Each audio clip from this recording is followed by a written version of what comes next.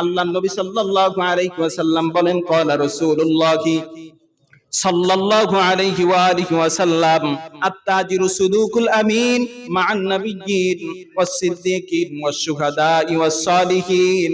আল্লাহর নবী সাল্লাল্লাহু আলাইহি ওয়াসাল্লাম বলেন, যারা সত্যবাদী ব্যবসায়ী হবে তারা নবীদের সাথে, সিদ্দিকগণদের সাথে, শহীদদের সাথে, সালিহিনদের সাথে আল্লাহর জান্নাতে চলে যাবে। কয় শ্রেণীর মানুষের সাথে? 4 শ্রেণী মানুষের সাথে আল্লাহ তাআলার জান্নাতে চলে যাবে। সালেহিনদের সাথে, সিদ্দিকগণদের সাথে, শহীদগণদের সাথে, নবীদের সাথে তারা আল্লাহর জান্নাতে থাকবে। যারা সত্যবাদী ব্যবসায়ী হবে, 1 নাম্বার মালকে 1 নাম্বার মালই বলে চালায়া দিবে, 2 নাম্বার মালকে 4 নাম্বার মালকে 1 নাম্বার মাল বলবে না। আর বলবে না এখানে বিকৃত মাল ফেরত নেওয়া হয় না। আল্লাহর মহব্বত থাকলে, নবীর মহব্বতে ব্যবসা করলে বলবে হ্যাঁ অবশ্যই এখানে বিকৃত মাল ফেরত নেওয়া হয়। ঠিক কিনা বলেন? একটা মানুষ বিপদে পড়তে পারে না? করতে পারে না?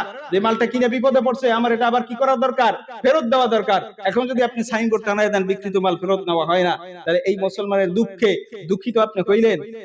দুঃখে তো দুঃখিত হইলেন না, তার কষ্ট তো আপনি বুঝলেন না, ফেরত দিলেন না। হ্যাঁ, তবে এখানে কথা আছে, যেই মাল ফেরত নেওয়ার মতো, এমন মাল যেই মাল আমি ক্রয় করলাম সেটাকে নিয়ে নষ্ট করে দিলাম, এরপরে যদি নিয়ে আসি ফেরত নিবে? ফেরত নেবে না। যেটা ফেরত যোগ্য সেটা যেন আমরা ফেরত নেই। তাহলে কি হবে?